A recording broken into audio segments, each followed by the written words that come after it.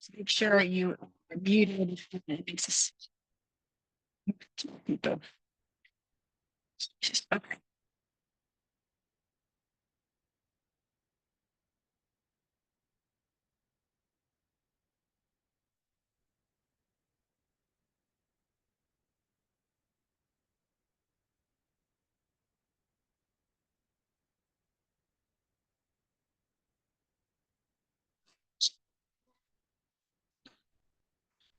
Get started. I'm just really happy that you're all here. It just proves that, you know what, we're at a time in our life that we need community. We're going through things that not everybody understands. So it's the best thing to do is to come in community with women in the same age group and come together so that we know that we are not alone. So I'm so excited you're here for this masterclass on menopause, strength, and thriving in this incredible stage of your life.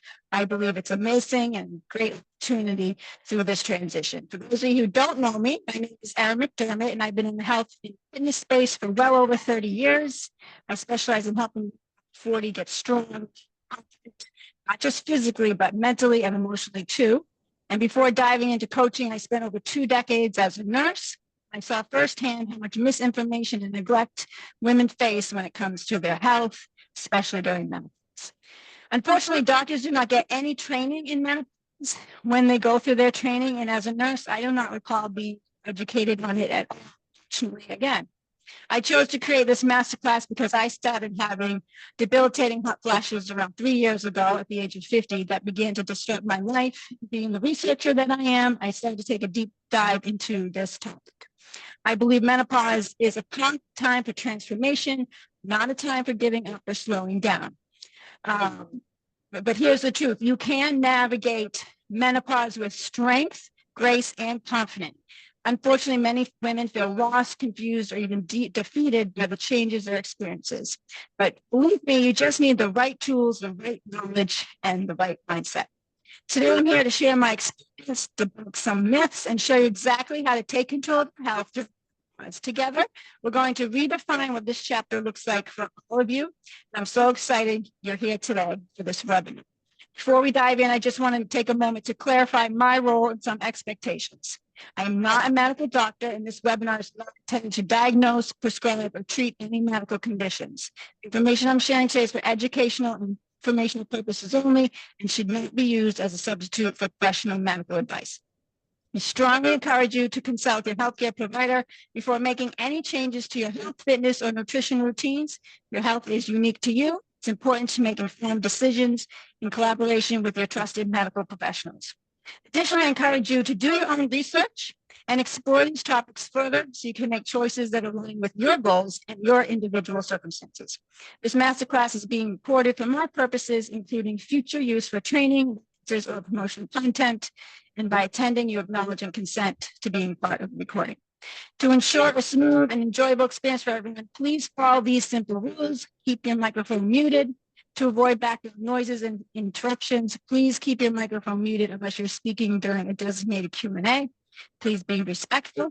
Maintain a positive and respectful tone in the chat and during any discussions, because this is a space for learning and growth.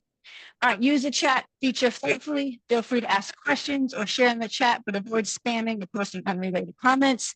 Raise your hand if you want to speak. Limit distractions. Please find a quiet, distraction-free space for the webinar to get the most out of the session and avoid disrupting others. No recording without permission. Respect the privacy and intellectual property of the presenter by not recording or sharing any part of this webinar without your consent. You can stay engaged, be present, and attentive. This is your time to learn, so take notes and participate actively, and I'm very glad you're here. So now,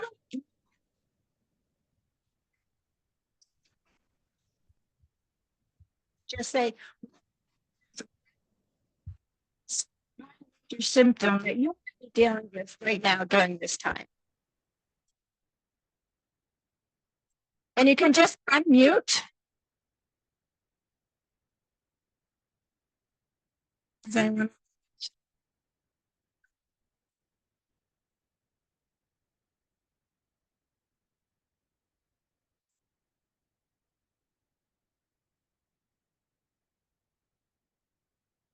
That's about just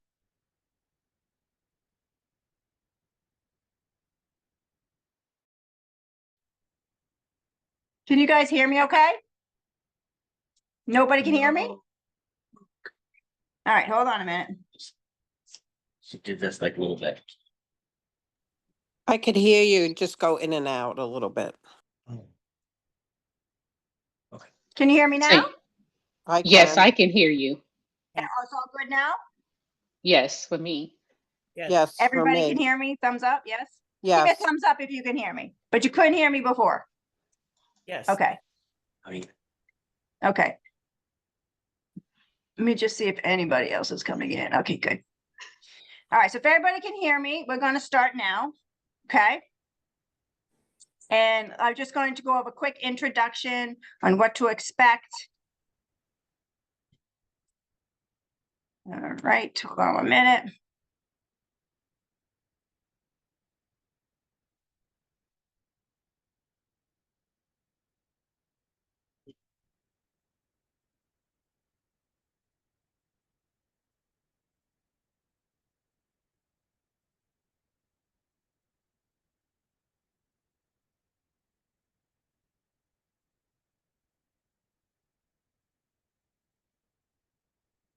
All right, well, we will get started, and this presentation is being recorded, okay? And I prefer everybody to have their videos on, so please don't hide.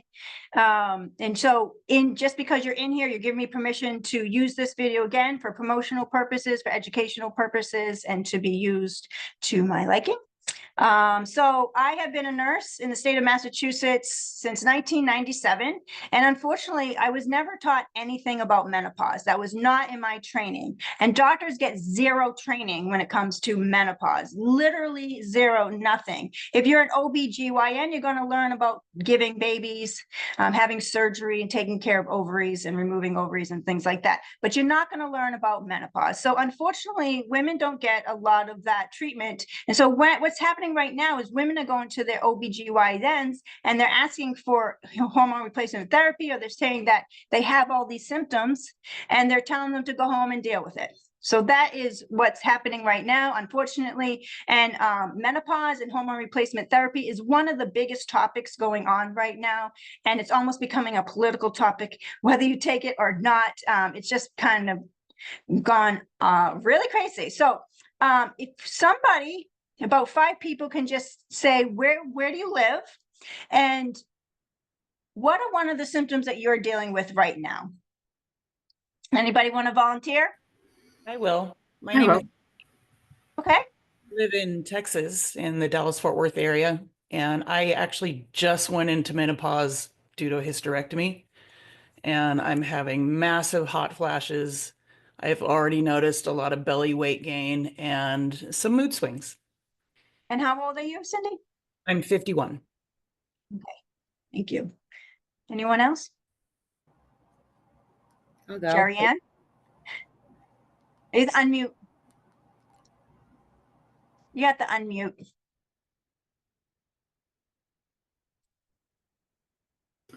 When you okay, I'll go. okay, go ahead.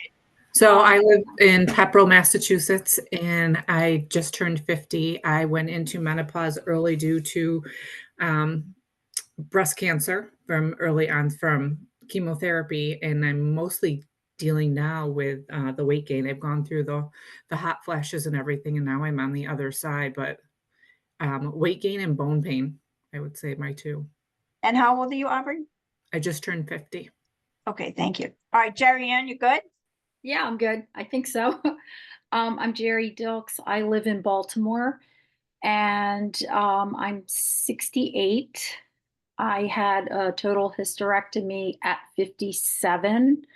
I really kind of got through it pretty easily in terms of hot flashes and things like that. For me, it's mostly dealing with this new shape I have now with this pudge in the middle that was never there before. And I have a very difficult time, and where losing weight before was a lot easier. And I have a very good diet, but it's very difficult. Thank you. Anyone else? No one else wants to share? Oh, Melissa, you were going to share. You just have to unmute. Hi, I'm Melissa from Pepperell, Massachusetts. I have kind of the same general issues. 20-pound weight gain that I never experienced in my life. I'm embracing it, but I don't love it. And if I could change it, I'd love to. And then night sweats. Hot flashes at night really get me. And then obviously I'm tired, which just kind of snowballs everything else. All right, thank you.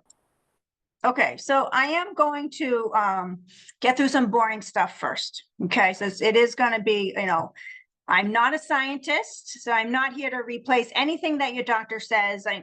I just said that, but you guys couldn't hear me. So this is not to replace any healthcare provider information. It's not to replace your doctors. It is your responsibility to research everything and to go through your healthcare practitioner for any information and for any treatment. I do not diagnose, treat, or prescribe anything at all. Okay. All right. So I am going to share my screen.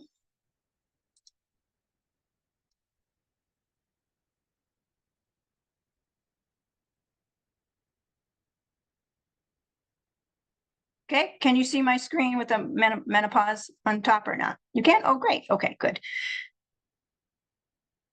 Okay. All right, so we're just gonna do, I introduce myself, a couple of you introduce yourself. I'm gonna actually say, what is menopause?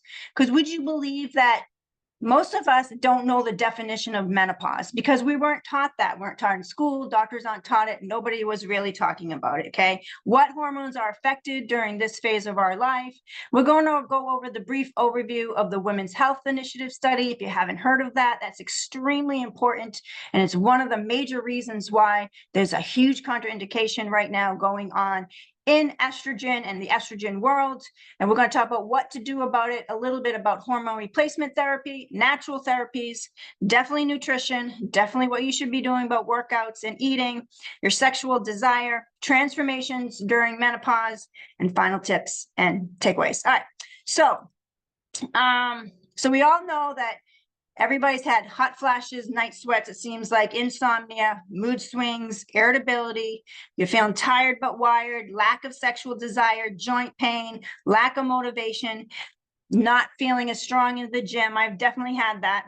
All part of perimenopause, menopause, and postmenopause. So perimenopause, the definition is the transition phase leading up to menopause. So it's typically begins between the ages of 36 and 45. So if you can just think back now, what were you feeling like at 36, 37, 38, 39, 40, up to 45?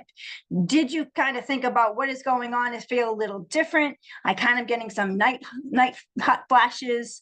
I'm tired, I'm irritable. It can last up to 10 years, and it usually spans between 4 to 6 years. So during this time, hormonal fluctuations cause symptoms such as mood changes, night sweats, and changes in body composition. So menopause, the actual definition is 1 day. It's 1 day on the calendar marking 1 year without a menstrual period. So that's it. And most of us really don't know when that is because most of us aren't counting, right? Well, this is month 1, month 2, month 3. We're kind of like, it's like we kind of remember, but it is 1 day on the calendar marking 1 year without a menstrual period. It signifies the end of ovarian function with average onset around 51. And symptoms like hot flashes and mood changes are common due to reduced estrogen and progesterone levels. So postmenopause is the phase after menopause is officially complete. So the ovaries, they're retired. They're literally retired. They went to the Bahamas. They're not coming back. So it's this biological state that lasts for the remainder of life. And some people have this warped thinking of, oh, I'm postmenopause, I'm done. No, that is really the start of hormonal chaos because you have low estrogen and it's for the rest of your life. So estradiol levels remain very low and estrone becomes a dominant form of estrogen. So you have some estrogen, but it's a different form and it's very low. Some women may experience menopausal symptoms, again, such as hot flashes for years, which can be very debilitating because if you think about it, if you've ever had a hot flash, it almost feels like a panic attack because it's like you're all of a sudden you're just, you have to take your clothes off. You're like, you're so hot, you know what I mean? And it's just like, oh my God, immediately, please put the window down. Like, give me a fan, just throw some water on me. It's like, for some women, that can be very anxiety provoking and a very scary experience when you have these hot flashes. All right, so estrogen is hormones of menopause. I'm just going to briefly go through these. Estrogen is a group of hormones primarily responsible for regulating the menstrual cycle, maintaining reproductive health, and supporting bone health, heart health, and skin elasticity. So if you think that estrogen is dropping, right, it's not going to support your bone density as it used to, or your heart health, or your skin elasticity. You're going to lose that nice tight skin that you've had your whole life. So during perimenopause, estrogen levels fluctuate significantly, often leading to symptoms like hot flashes again, mood swings and irregular periods, and it can also result in estrogen dominance if progesterone declines more rapidly. All right, so during menopause, remember, it's like the day where you lose your period for a year, estrogen levels drop significantly as ovarian function ceases, contributing to symptoms such as vaginal dryness, hot flashes, and increased risk of osteoporosis. So again, when estrogen drops, you're at risk for osteoporosis, still having hot flashes, and vaginal dryness, which really contributes to your sex life, which is a huge part of our lives. We don't want to be in pain. We don't want to feel dry down there, right?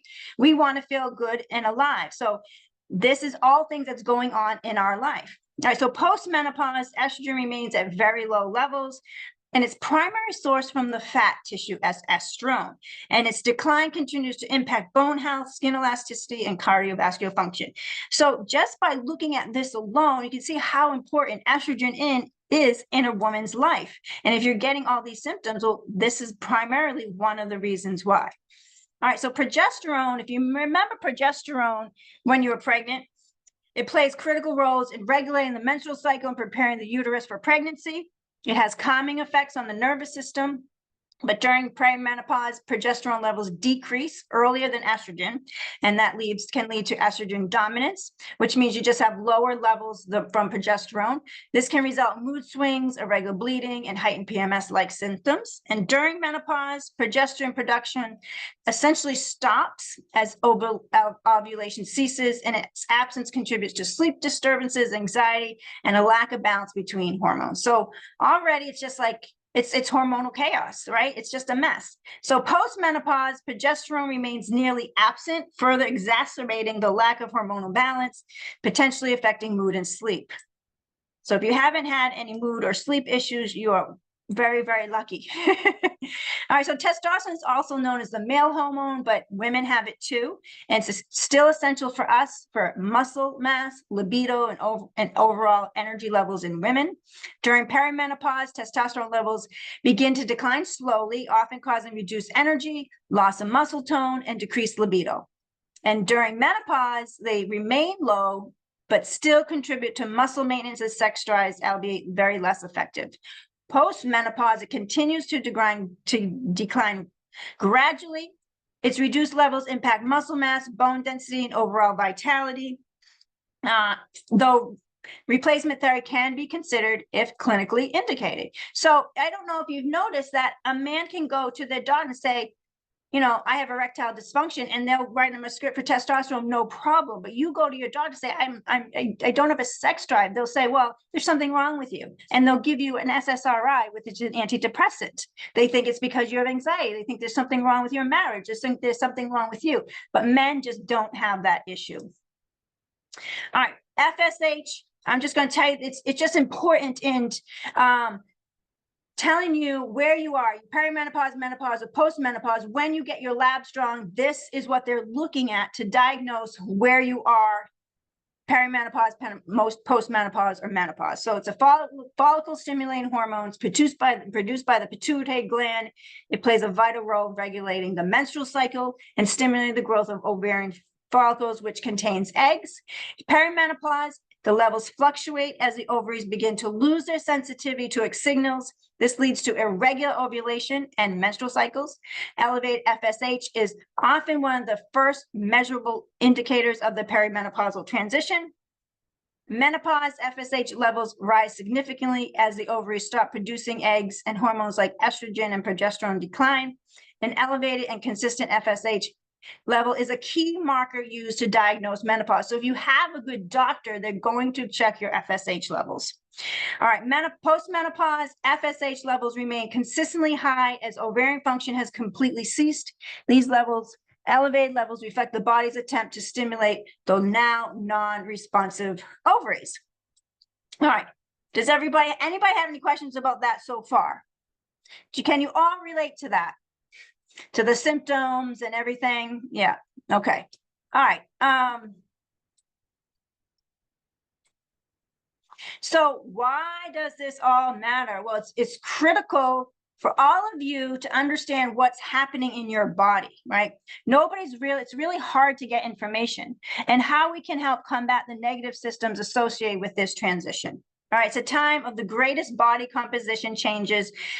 And I have to tell you this, if you're not taking steps right now to manage this, then you're going to be left with the amount of body fat that you have on for the rest of your life. Okay, so it's imperative and critical to take action now.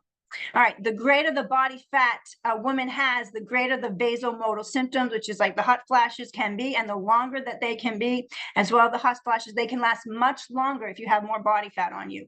If you do have more fat and you're categorized as obese, you're at greater risk for heart illness and other diseases, and it's going to put you at more of a risk because, as you have already learned, estrogen puts you at greater risk of heart disease when the estrogen drops. So it's really important to understand that when you have more fat around your belly, that you're going to have visceral fat, which is more dangerous fat, because it's the kind of fat that wraps around your organs. And it's almost like they're going to suffocate your organs. And if a person is morbidly obese and they do a post-mortem, you will see they have to take the fat off the heart, off the liver, off the kidneys. I mean, it just really wraps around everywhere. And that's one of the reasons why it contributes to their death. So it's really imperative to understand that the visceral fat is really important. And if you do have fat around your belly, and you can do a hip to waist ratio, and you can measure to see if you're at risk of this visceral fat. All right, so the more you exercise, the more your body will adapt and potentially have less hot flashes. So that is already one way you can combat hot flashes, and that has actually been proven. Okay, so we're going to go through, there's so much you can do. So that's the good news, right? There's so much you can do. And just joining in this group right now, and you all can connect with each other, is one amazing way to be in community with women, to know that you're not alone going through all this. So the number one step, the number one task, the number one move, the number one decision and choice you can make is lifestyle changes. All right, we will talk about HRT later, but if you change your lifestyle, you are going to live a more happier, fulfilling, healthier life. And how are you going to do that? Number one is nutrition. Okay, you have to look at your nutrition, because there are foods that are harming you. Because as a nurse, I have learned that food can kill you. It has the potential to kill you, but it also has the potential to do the opposite. It can heal you. It can prevent illness, and it also can reverse illness. I have seen that. I have seen miracles of food reverse illness for people. And if it can do it for really huge illnesses, it can help you during menopause.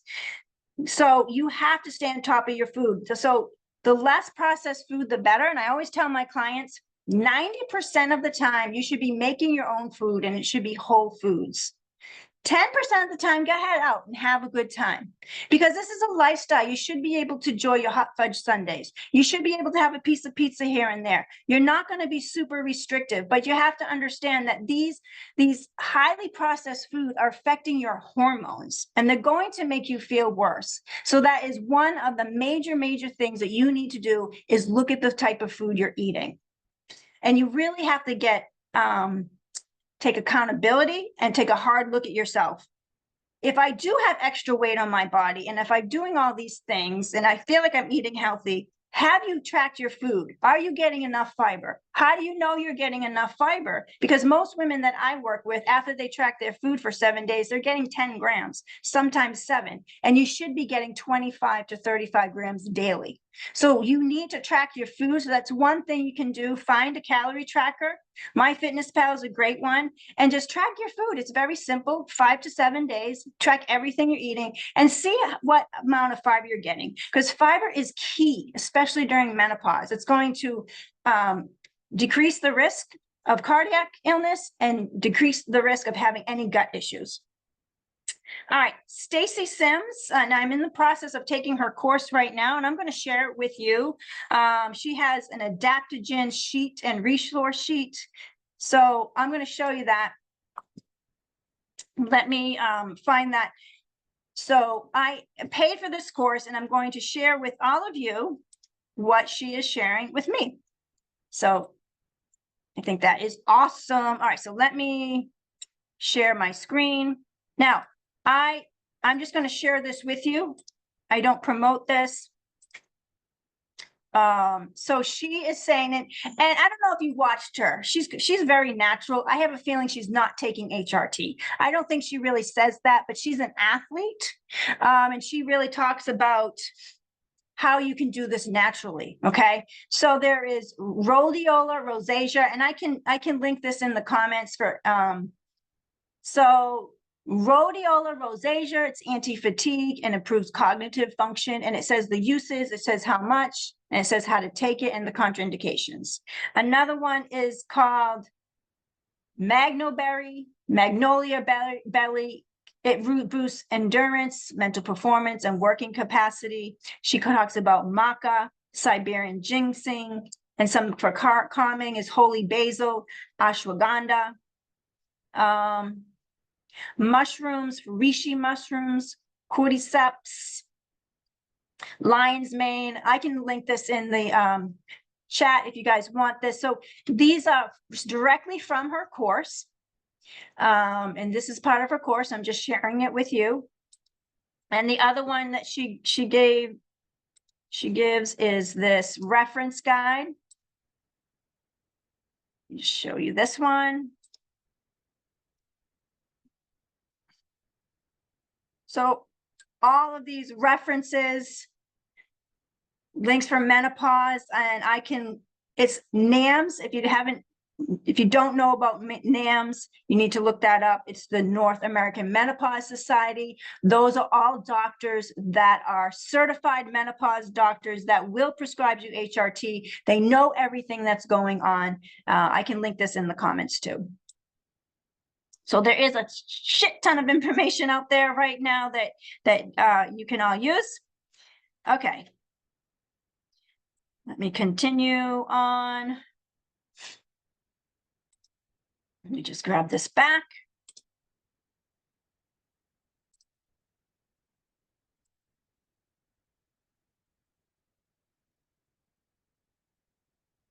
Okay. So we're going to go back to what you can do. So Stacy Sims, she did a really good podcast with Dr. Gabriel Lyons on YouTube and talked about nutrition. She talked about HRT. She talked about natural supplements, and then she talks about exercise. Okay, so fiber, I talked about is fiber super important, and then protein is super, super important, okay? If you haven't learned about protein, it's about 0.7 grams per pound. That's how much you should be getting around that. And if you're not there, you just start slow, okay? And again, how do you know how much you're getting? You need to track with MyFitnessPal. That's what I use for all my clients. And then at the end of the 7 days, I take a look to see how much protein they're getting. And for instance, if someone's only getting 60 grams of protein, but they need 120 grams, I'm not going to say, all right, we're going to start tomorrow 120 grams. You're going to add in slowly, because if you start to add in 120 grams, you might have some distension, right? You might have some gut issues. You might get a little constipated. So just add in slowly. So for instance, if you're just getting 60 grams a week, next week you add in 70 grams, next week you add in 80 grams, then 90, and then till you get to your max, which is like 120 for example. And that's how you would do it. So lean proteins are the best. And just remember that carbs, they're not the enemy. You need carbs to fuel your body. And fasting during menopause, it's been proven, is not the way to go. I know that's very controversial. There's a a chiropractic doctor named is Cindy something. She's saying that you need to fast during this phase. She's absolutely wrong. And there's a lot of doctors talking about this. They're really calling her out. Fasting is not a good thing during menopause. You need to fuel your body throughout the day. All right, and then the other thing is you want to look at your sodium level, because sodium, wherever sodium goes, water follows. So while you're tracking your food, you want to track your weight, and you're going to notice that your weight fluctuates from day to day. And if you notice that you wake up one day and you're heavier, take a look at your food. It might have had a lot of salt in it. It might have a lot of carbohydrates in it. So your body's going to fluctuate throughout the day. And just take a look at what you're eating, because that's going to have a telltale reason why you're losing and gaining weight. So the scale is a tool. It doesn't tell you about fat loss or muscle gain. It really tells you about fluid shifts. So I always tell my clients, don't get so hung up on the scale. You want to get hung up on how you look, how you feel, and are your clothes fitting differently. That's how you know you're losing body fat, and take your measurements, okay? All right, so whole foods versus processed food, we already talked about that. Now, water intake is massive. It's massive, and I think we're forgetting that. You should go for around 2.5 liters a day. And I interviewed Menopause Brain, so that's what happens. The nutrition guy. It's so bad. Yeah. Not the trainer, Chris. Yes, the trainer, Chris. Well, thank you. That's how it is. It's like Menopause Brain just like comes in and like you go blank. So Chris Tuttle, he is a former professional bodybuilder. He has a master's in nutrition, and he's a registered dietitian. And I would love, I'm going to link this into the Facebook group. Probably one of the best educational and informative pieces of content I've ever done, because he was awesome. And he talks about water. And when you drink a lot more water, you're going to have less joint pain. You're going to have more energy. It's going to fill you up. So it helps regulate hunger. So water is amazing anytime during menopause. Okay. And I'm just going to say, and I know this is, for some reason, this is a controversial statement. The primary tool, some of you might shoot me, the primary tool for fat loss is a calorie deficit, right? It's the most impactful thing you can do with strength training and your exercise, okay? So it's my water right there. Thank you. And then for cardio, definitely for heart health. You want to do some type of cardio for heart health. So what I'm saying is, I'm just going to start the share so I can see you all, because I can't see when I'm sharing. If you combine all of that, and if you really take a hard look at everything you're doing, and if you nail every one of those things that I'm talking about, you will feel better. You will feel better. I have to promise you that. Okay. Because clients come to me and say, I don't feel good. I don't look good. I don't feel good. Well, I have to take a look at, it's my job to say, well, this is why.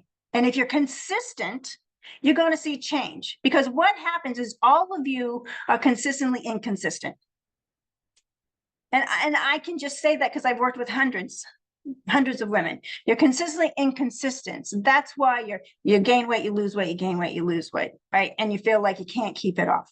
You have to be consistent with your particular plan, whatever, if it's HRT, if it's water, if it's sodium, if it's exercise, if it's nutrition. You have to stay consistent. All right, let me go back to sharing. I can't see you guys when I share for some reason. Doesn't usually happen that way. Okay. Okay, let me stop sharing for a minute. So you are gonna laugh at this. So sexual desire. Okay, I get it. I don't want to have sex. I don't care less sometimes, right? If you want your desire back, I'm going to direct you to Kim Amani. Okay? Kim Amani, now I'm going to tell you, she's way out there. She's way out there. She's called the well-fucked woman. She's going to teach you how to be what's called the well-fucked woman. Okay? By really digging down into your deep connection with yourself, with your partner. You don't have to be married. But look her up on Instagram. She's pretty amazing if you can really take a deep dive into what she has to say. She also has a website. I think she has a couple of courses. But she's really amazing. Kim Amani, Amani. She's on Instagram. And then there's something else called I wrote it down. There's a lot of sensual coaches, sex coaches that can help you through this process. They will work with you. They will get you back your sensuality, because as women, we are sensual beings. And if we're forgetting about that, we're really not living who we are. Now, that can come through dance. It can come through painting. It can come through art. It can come through music. But really going back down to who you are when you felt sensual. Because you really want to feel like a sensual being, right? You don't want to feel yucky and unattractive, right? And you don't have to. You really don't have to. All right, so that's one resource. Okay, let me go back to sharing.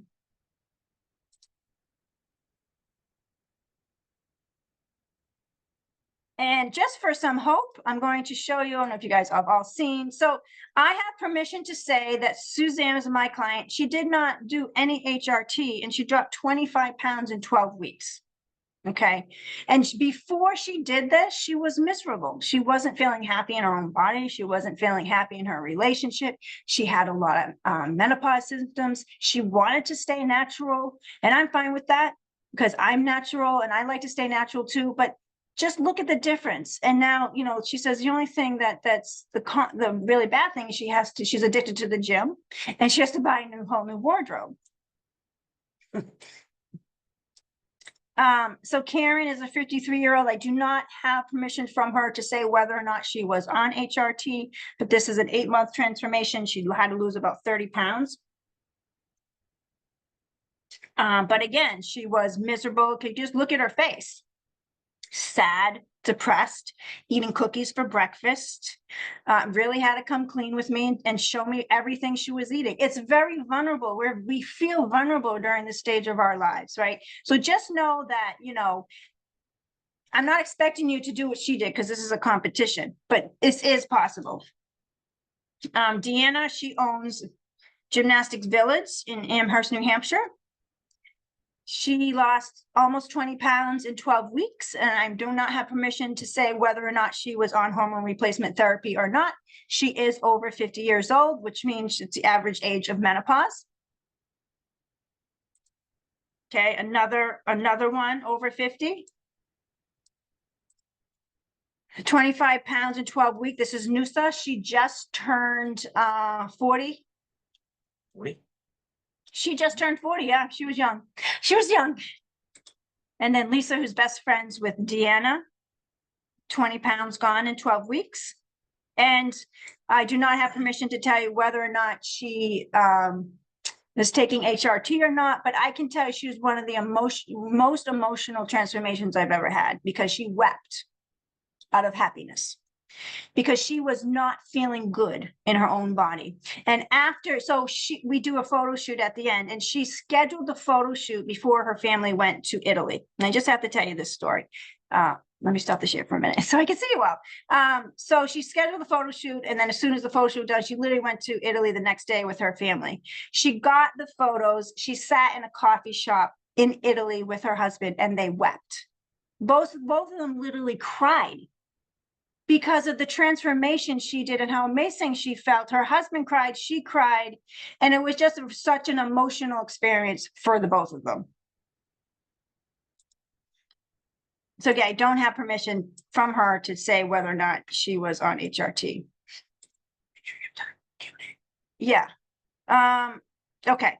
So I wouldn't really want to go through what lifting have you done. Before I do that, you know, I will talk about hormone replacement therapy. I am not a doctor, so I cannot prescribe, diagnose, or treat. It is a very personal decision. But what I want you to do is go to YouTube, and you're going to type in, let me bring it up. I'm going to put this in the chat. This is an extremely important video for you all to listen to.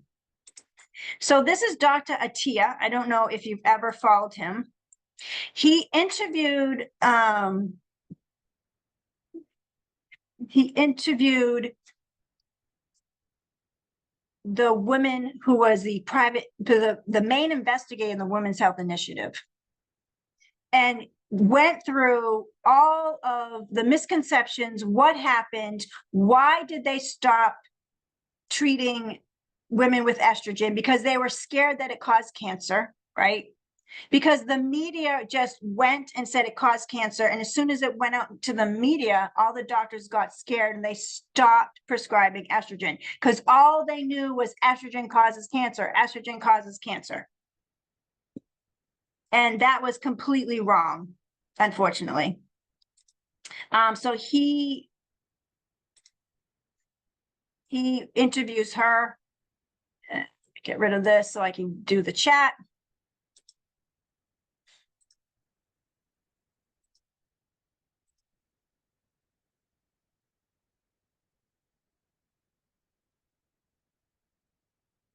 Okay, for some reason, okay. Well, I'm gonna have to, I'll send you out yeah, I'm gonna share it. Okay, so this is the episode that you all need to listen to. It's Dr. Attia, MD, ATTIA, Hormone Replacement Therapy and the Women's Health Initiative to re-examine the results, the link to breast cancer, and weighing the risk versus reward of HRT. This is probably one of the most important conversations that you need to listen to, because you can come up and make a good decision for yourself whether HRT is good for you or not, because I cannot tell you if it's good for you or not.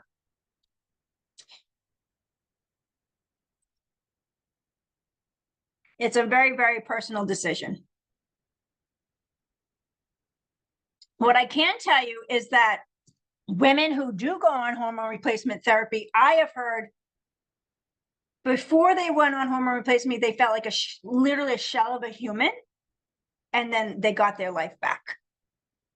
So if you're considering hormone replacement, or if you've had hormone replacement, you can share it here, you know, because I have heard it gives women their life back.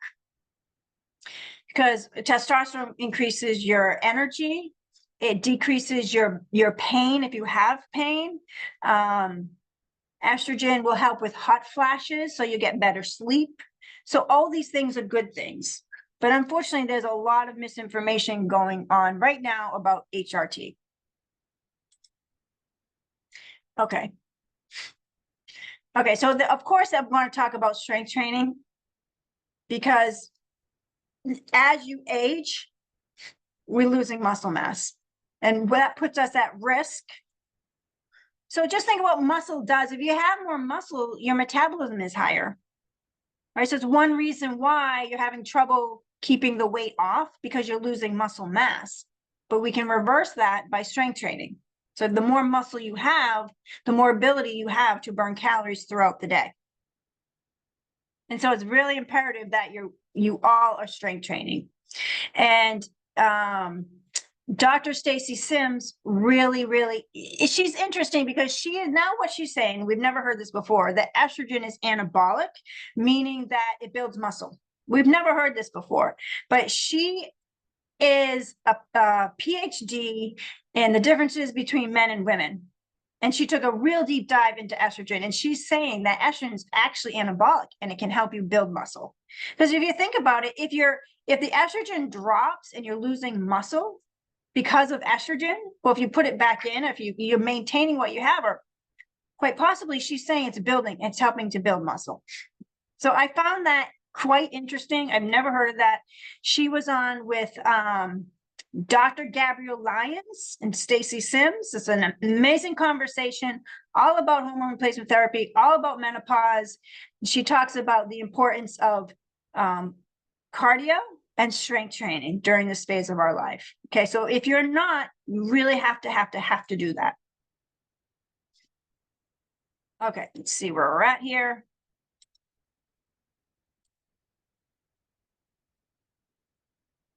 So lifting heavy, it really just means if you're brand new to strength training, you have to find a coach so that you can get to the point where you're lifting heavy, because you have to obviously figure out form, technique, proper movement, how you're feeling in your body. It takes a long time to be under load in the bar to figure out what heavy means to you. So I take a minimum of 3 to 6 months of just getting in the gym, working out at home, hiring a coach to help you go through a program to feel what your body feels like under load. Okay. And it really depends on your experience, your fitness journey, wherever you are. And then I've always taught load, the LEAF system is load, effort, amount, and frequency. I won't go through that now, but I can show you a picture of my glute transformation, completely natural. I will show it. Say, just so you know, this is me. So this is 46 years old. I compete in bikini competitions. That's why I'm wearing the teeny bikinis. I have to send my coach these all the time. 46 years old. That was my glutes. And then 52, 46, 47, 48, 49, 50, 51, 52. So 6 years of constantly just being in the gym. I built muscle, like a lot of muscle, right, on my glutes and my legs. And as you can see, this is 100% natural. This is no HRT. This is nothing else. I don't even really, at this time, I didn't even do a protein shake. Okay, so cardio is going to be for heart health. So if you listen to Stacy Sims, she's going to tell you to do high intensity for 1 minute, which she wants you to, okay, this is for people who are really advanced lifters or advanced endurance athletes, or should you really have a lot of physical activity underneath your belt. High intensity for her, you're going to go full max for 1 straight minute. And you're going to do that like 3 times a week. That's it. And you're also going to do the lower intensity. So there's a lot. She is really, really promoting max effort so that your heart rate can go as high as possible. Now, this is not for everybody. This is not for somebody who's brand new, but listen to her podcast when she talks with Gabrielle Lyon. It's actually really, really amazing. So when you have a strong heart, it increases your cardiac output, which is the amount of blood that your heart pushes out. You really have to have a strong heart. Obviously, you're going to feel really good. It's actually good for brain health because it's pushing around all the nutrients to your body. And I've already told you. So you're going through menopause. Why should you strength train? Preserves and build muscle mass.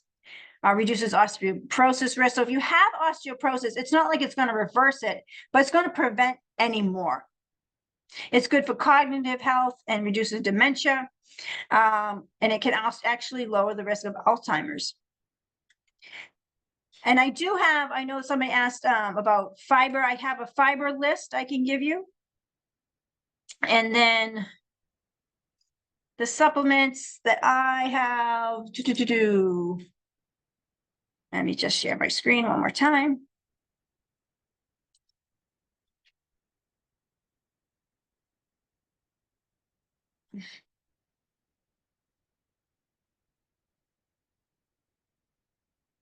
Super greens, there's fiber in here. I can put this on the chat or I can send it to you.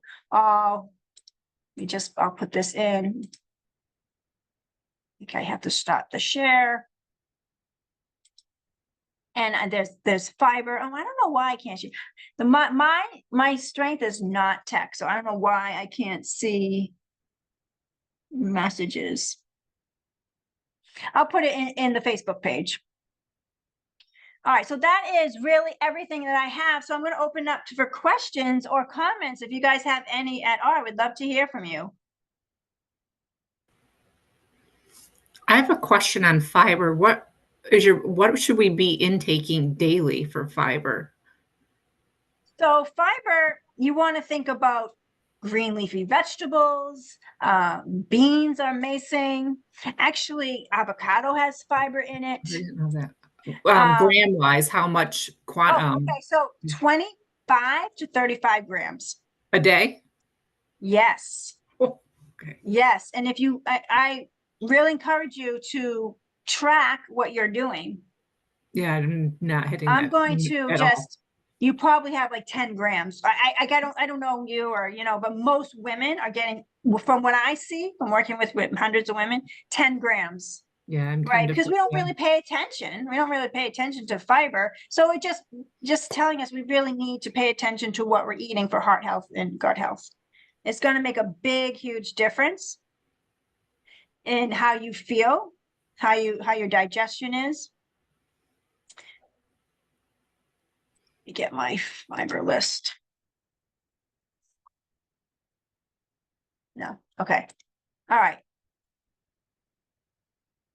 Brain fog, forgetfulness. So this is kind of funny because I have a granddaughter and she's 8 and she plays card games with me. And actually it's really hard for me to keep up with her, but it's very good for my brain.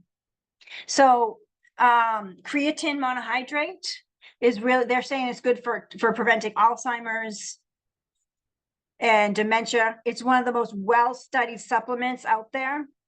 Creatine monohydrate. You can get it on Amazon. It's cheap. It's one of the most well-researched and it works. It helps to build muscle and maintain lean muscle mass. So that is a good supplement.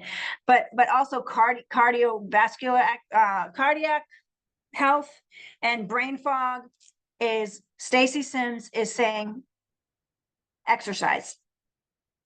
So if you haven't done that, and if you haven't done like, I'm not saying cardio for everything, but what she's saying is, you know, a minimum of 3 days a week of cardio, and then strength training for brain fog. And then I'm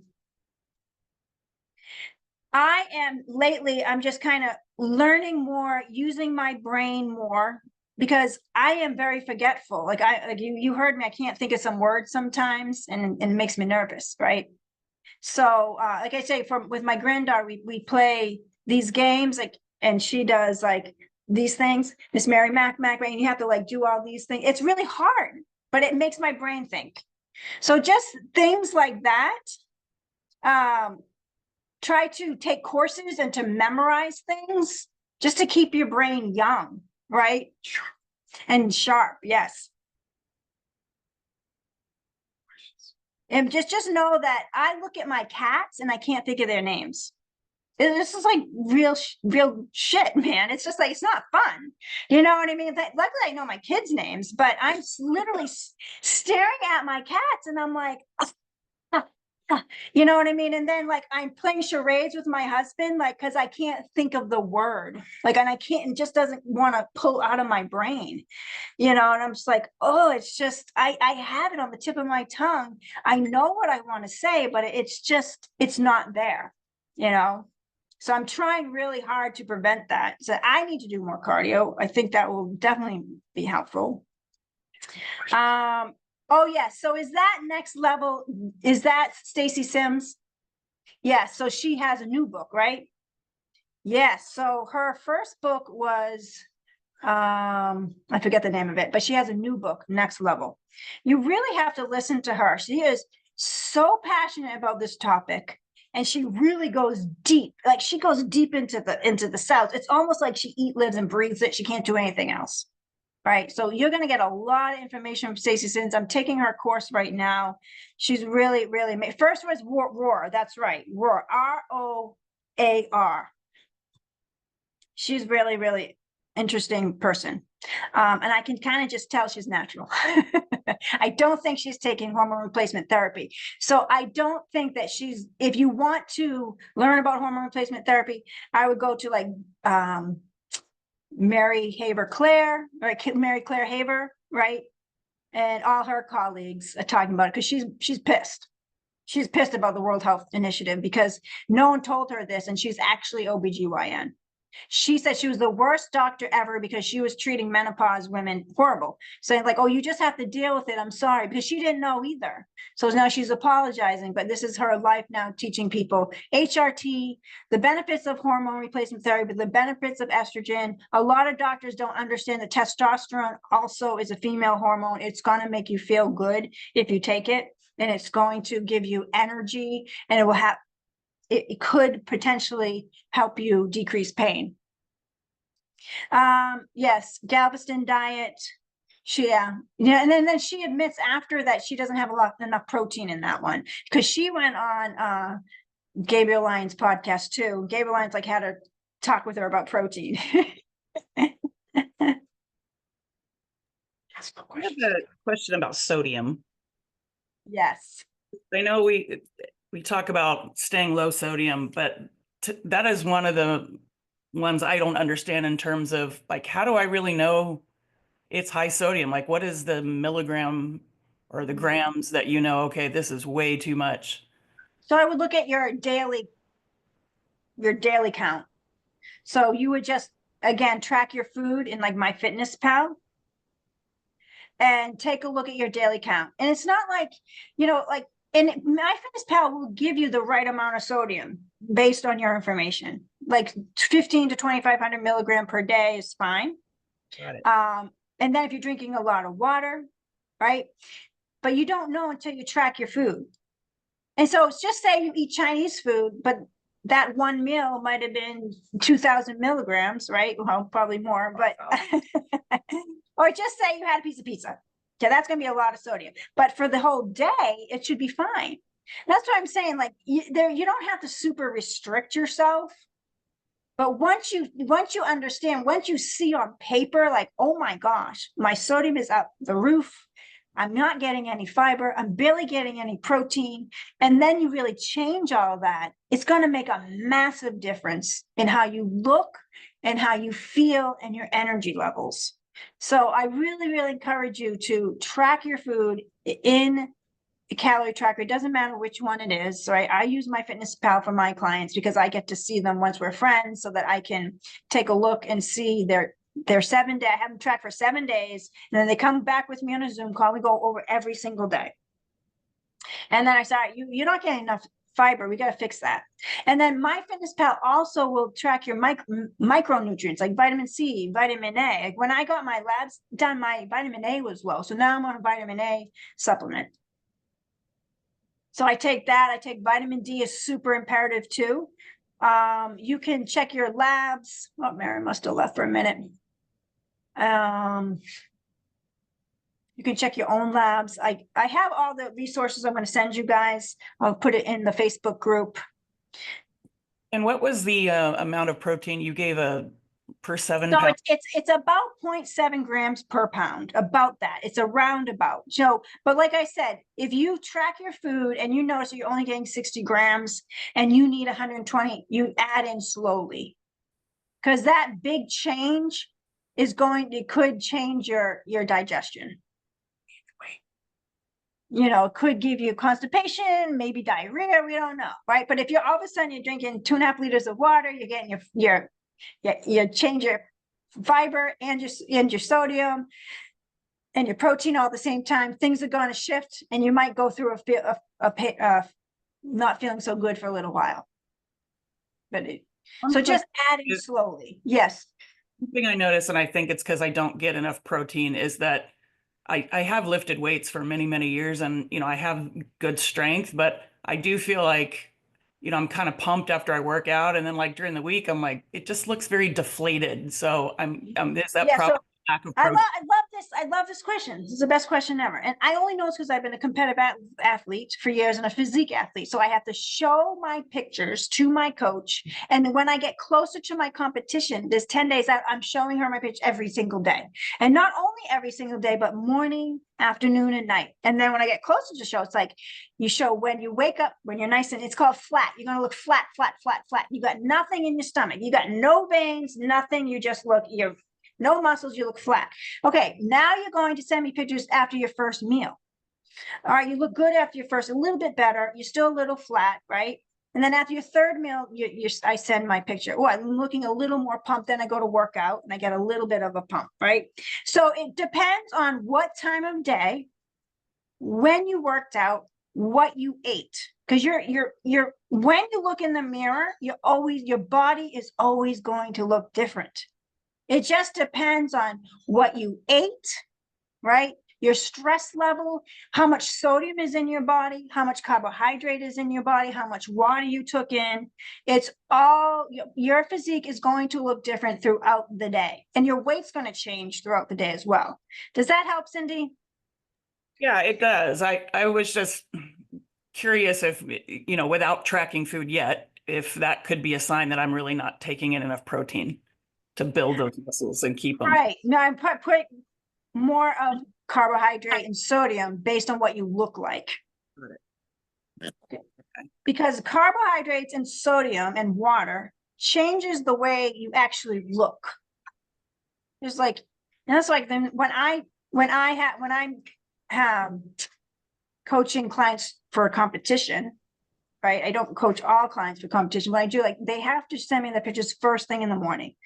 Wait, first thing in the morning. Because they're going to look flat.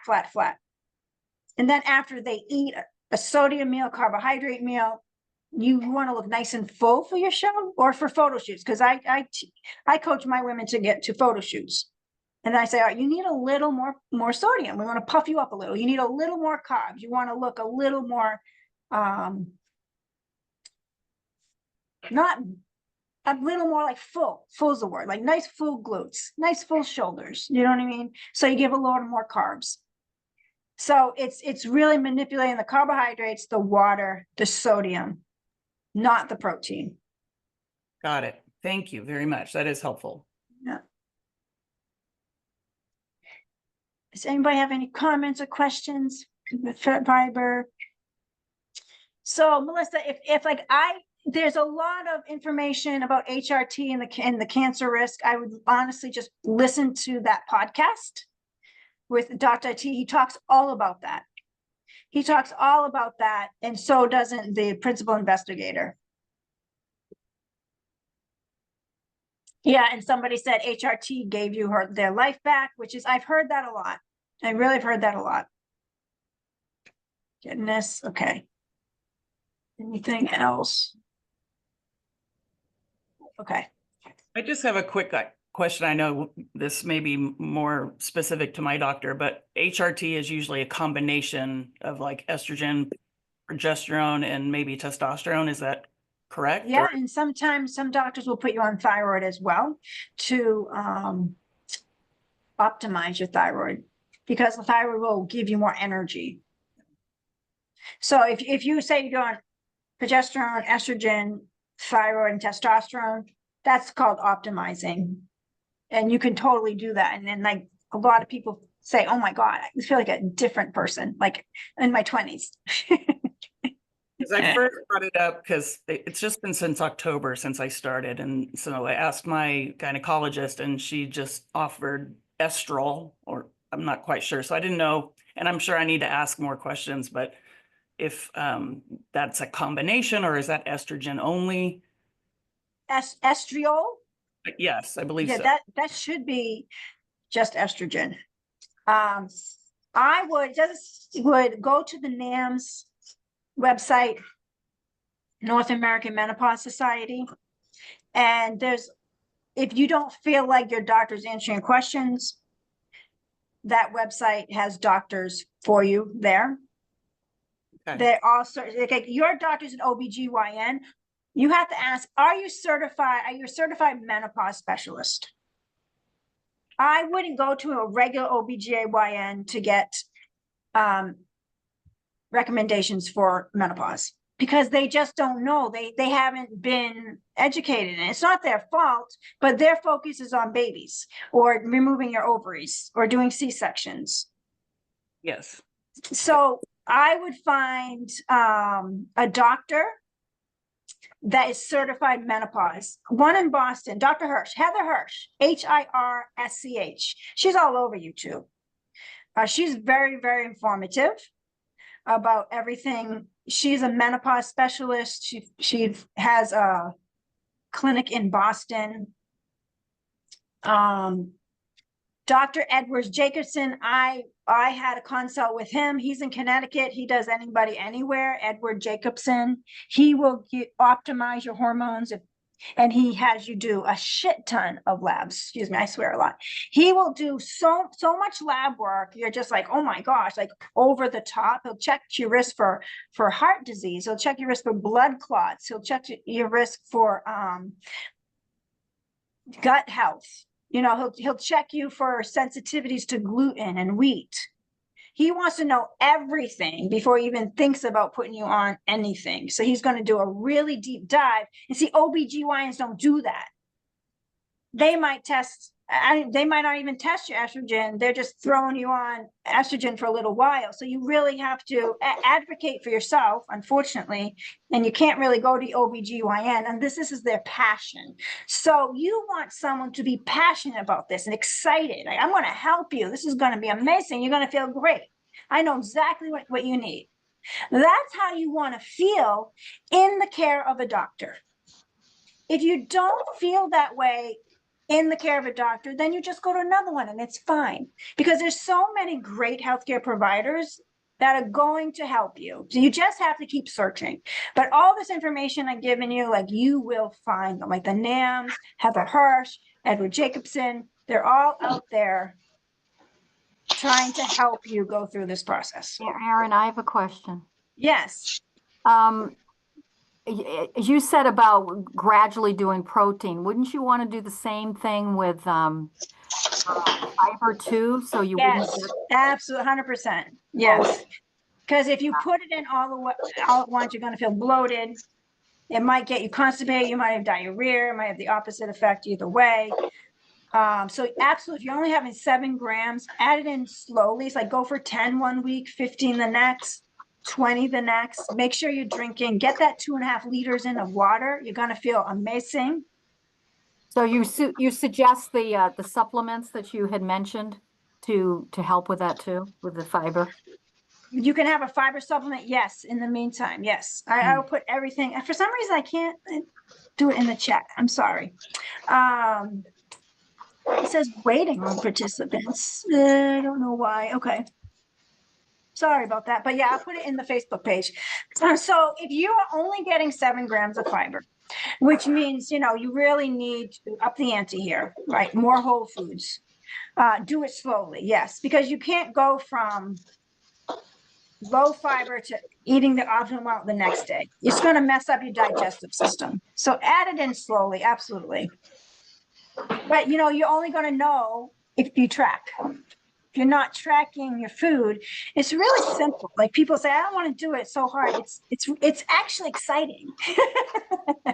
You know what I mean? It's actually pretty exciting. Like, wow, I didn't know all of this is so informative. Like, this is because it's all about you. Why wouldn't you want to learn about you? You know, I'm like, wow, this is why. This is amazing. I didn't know, like, peanut butter had so much fat in it. You know what I mean? It's like, it's actually, it's eye-opening. It's all, and you know, it's all information for you. It's all about you. So why wouldn't you want to learn more information about you, right? Yeah. I have a question. Yeah. For a while, I don't know why I stopped, but I was doing macros, and I had a very simple formula, and I calculated myself.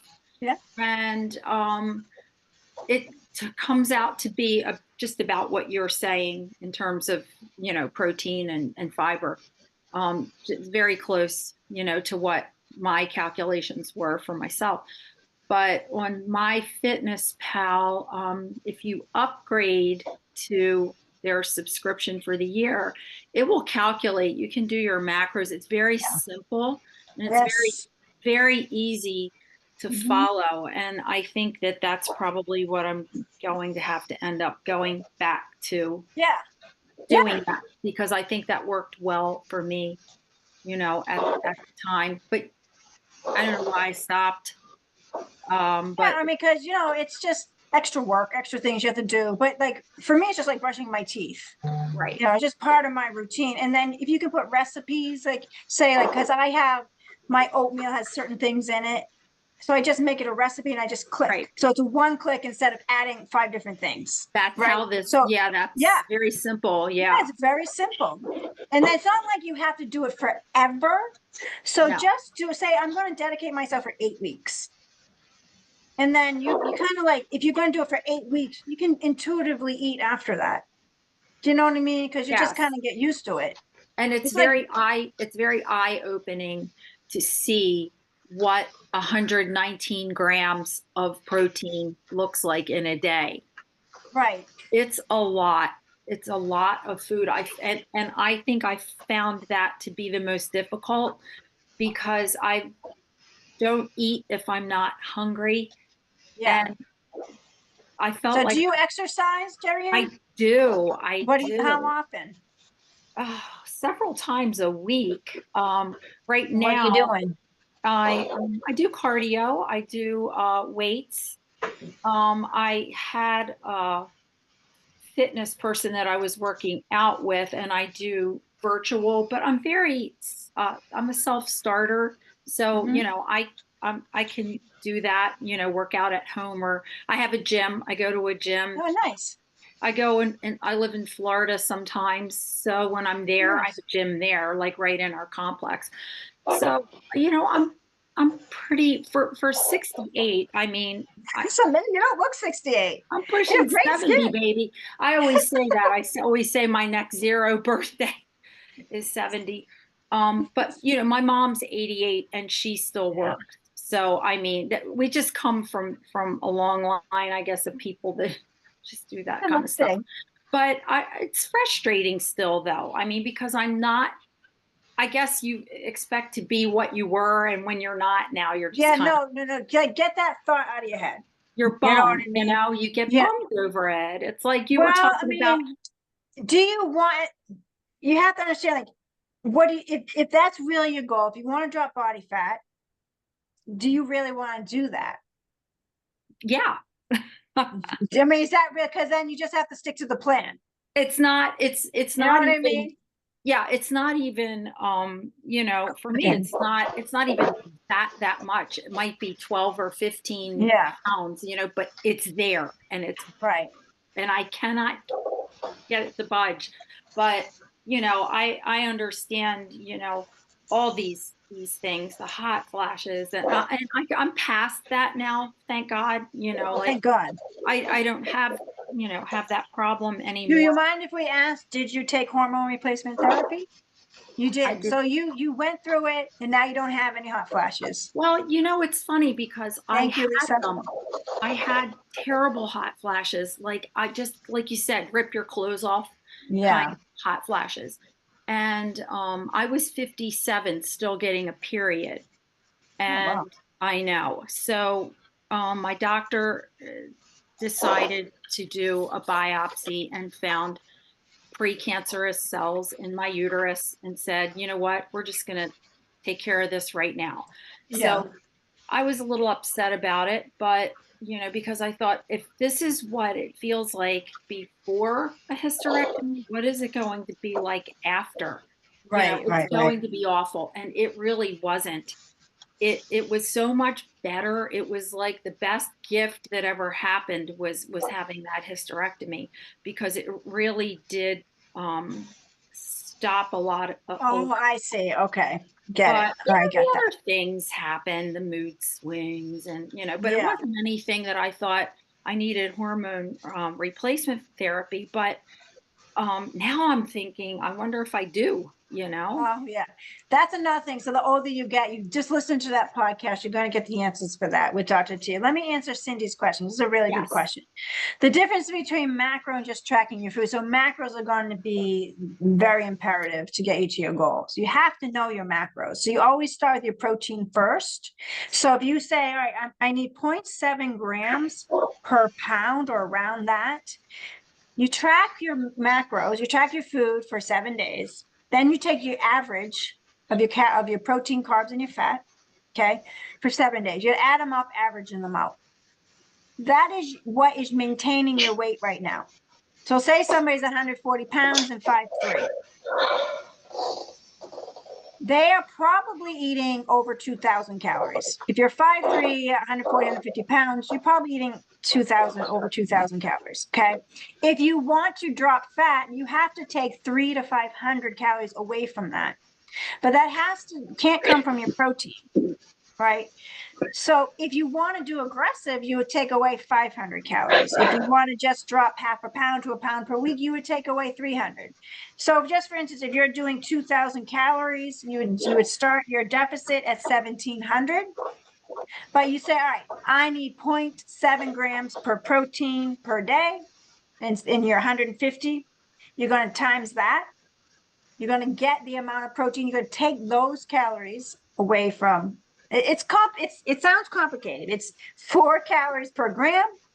Okay. So you're going to times that. See, I do this all day. So this is like easy for me. So you're going to come up with your protein first, and then you kind of come up with your carbs and your fat. And those are your macros. That's why it's so imperative to do your macros, not just your calories.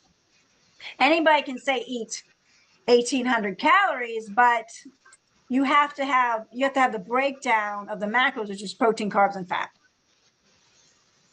Okay. And that's why I do that for all my clients. And then they follow that consistently. And MyFitnessPal will do that for you. Right. And that's a free app you can do as long as you can follow it. But see, what happens is like, you kind of question it. You don't know what to do. Right. So that's when you have me as a coach. I check in with me every single week. And I do your macros for you. I tell you how much protein, tell you how much fiber, I tell you how much fat, I tell you how much carbs. And then you check with me every week. And then we do a group call like this. Marilyn worked with me for a little while. Tuesday nights at 7 p.m. we do a group call. I give you all your workouts. I make sure you're training heavy, that your effort is there because you send me your videos and I watch you work out.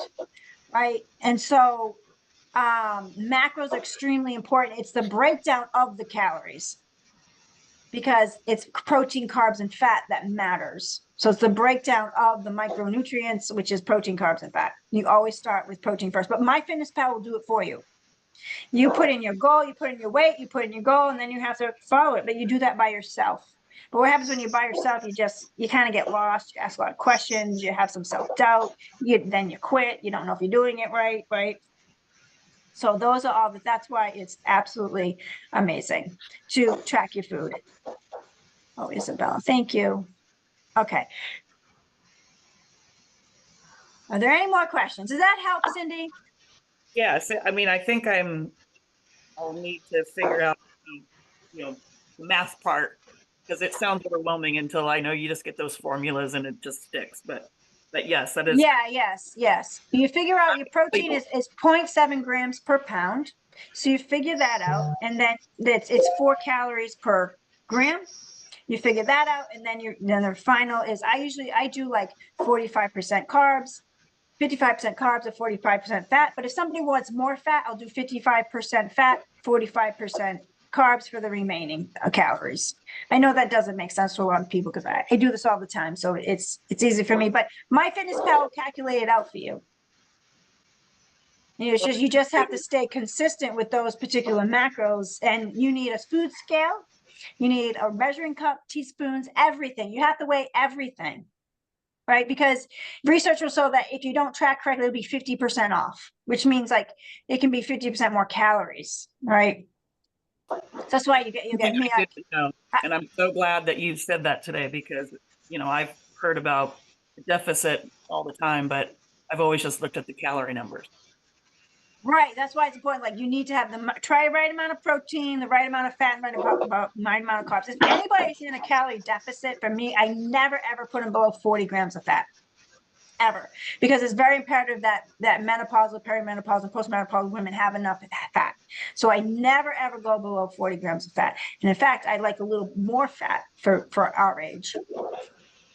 But that's just it's 9 calories per gram, so it's going to be more calories. So if you're going to do more fat, you're taking away from carbs, right? And those are based on your body weight. Those percentages. Those are all based the protein's based on your body weight. And then you figure out the carbs and the fat after. Somebody can want low carb and fine, it's fine, right? So you just have to figure how much you're going to give for carbs and then the rest for fat, or how much you're going to give fat and then the rest for carbs. But I would never go below 40 grams of fat and then the rest goes to carbs. So you're going to figure out your protein first. You can figure out your fat and then carbs after. Then that's why it's so imperative to have the proper breakdown of your calories for your specific body and during this particular phase of your life. So, Erin, I have a quick question. Do you have any thoughts on the keto diet or carnivore diet or anything Yes. like that? So these are all fad diets. Okay. The reason why they help people and it's safe is because if they basically they're in a calorie, if they lose weight, they're in a calorie deficit. If they just eat meat only, they just remove a huge food group. They just remove carbs. So if you remove carbs, you're removing calories. And that's why they're losing weight. So the obesity rate in the United States is 40%. Even with carnivore, keto, high carb, low carb, fasting, paleo, even with these fad diets, the obesity rate is getting higher. So it should tell you that they're just not working, right? Unless a medical doctor is prescribing a specific diet for you for some reason, these are fad diets. And I know that's hard to hear for some people, but it's really like we need whole foods during this time. We need to be fed throughout the day. We need enough fiber, enough protein, enough fat, enough carbs. And for someone to tell you that a menopausal woman should pull carbs and only eat meat, I think it's irresponsible. That's just me. You know what I mean? If someone says that you should do a specific diet, I personally and professionally, because I do this for a living, when you eat whole foods and I have enough fiber, protein, carbs, and fat, you just feel better.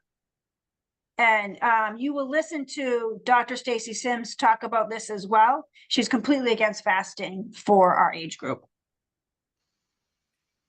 Does that help? Yes, it does. And my next question is, when you're at least computing your macros, do you compute it based on the weight that you want to be or the weight that you're currently at? Do you mind telling me what your weight is? 150. Oh, you're little. So 150, you would just do 0.7 times 150. What is that? 0.7 Do you have times a calculator? I'll do them for you right now.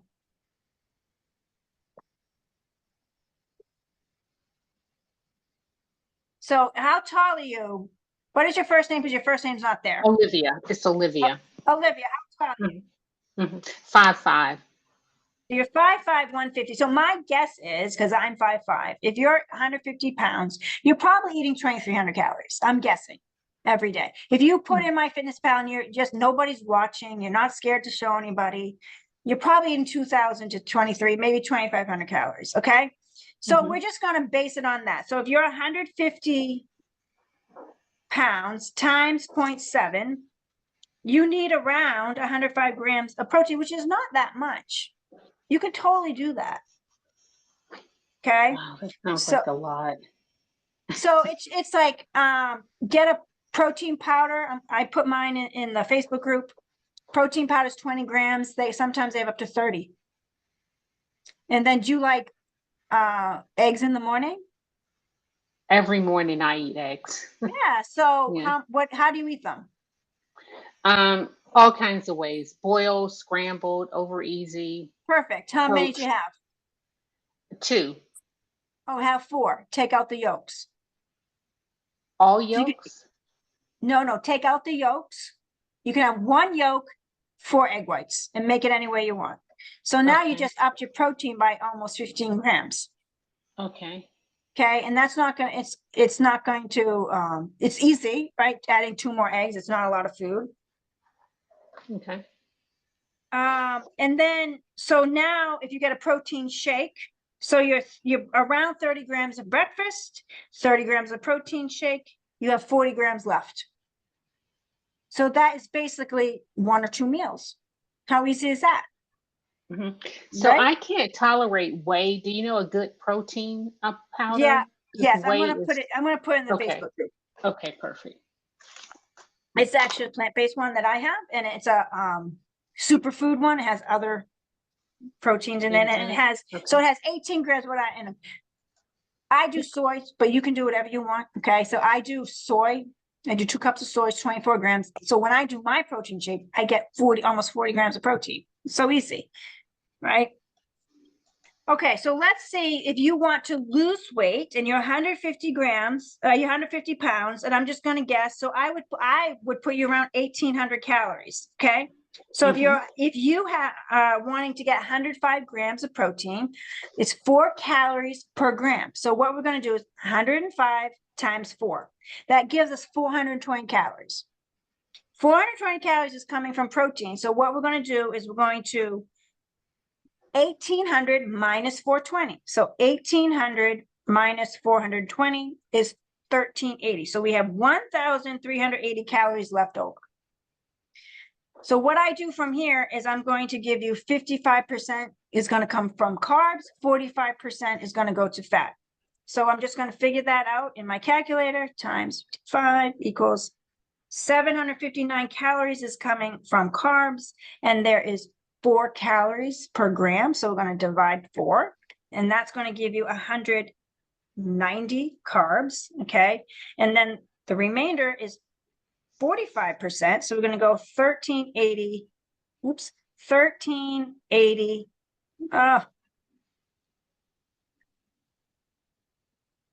Let me just do this again because that's not working.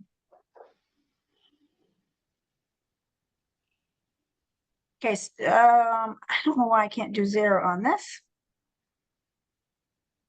That's weird. All right, can somebody do 1,380 times 0.45 and give me that number? Does somebody have a calculator? 620 is 621. Sorry, so 621 calories is going to come for fat, but fat is 9 calories per gram. So now you're going to do 620 divided by 9. Someone give me that number. 69. So we're just going to round to 70. So your macros for a fat loss phase would be 105 grams of protein, 190 grams of carbs, and 70 grams of fat. Somewhere around that. And like I said, and you would just have to track, you'd have to put that in MyFitnessPal for your daily goal. Okay. And try to hit that every day. And if you've never done macro tracking before, there's going to be some ups and downs. It's just like learning something new. It's like learning a new language. Okay. You're going to feel frustrated. You're going to be like, I can't do this. You're going to throw a temper tantrum. It's all good. It's all part of the process, right? And then it just comes like second nature. Okay. Right? So try that, and for some reason my calculator won't 0 out, so I can't. Oh, so let me just double check these. So 105 times 4, that's 420. And then we have 190 times 4, yep, 760. And then 70. Let me just add these up one more time. Plus, yeah, 1810. So that's perfect. Okay. And that is perfect for you. That would be perfect for you. Barb's, oh, she's a little late. Did she come late? Okay. Is Barb just coming in because she's a little late? Maybe she thought it was at 8 or something, or maybe she's in a different time zone. I don't know. All right. Does anyone have any other questions? No? All right. I hope. All right. So Barb is joining. She's connected to audio, but she's late. All right, ladies. Well, I really enjoyed this. I'm going to do more of these, so keep an eye open. And I'm going to. What I'll do is just post everything in the Facebook group, so that you can have all those links. And if you have any questions, just reach out. Thank you so much for coming. Thank you. Good night. All right. Have a good night. Bye. Thank you. Good night. Thank you so much. Good night.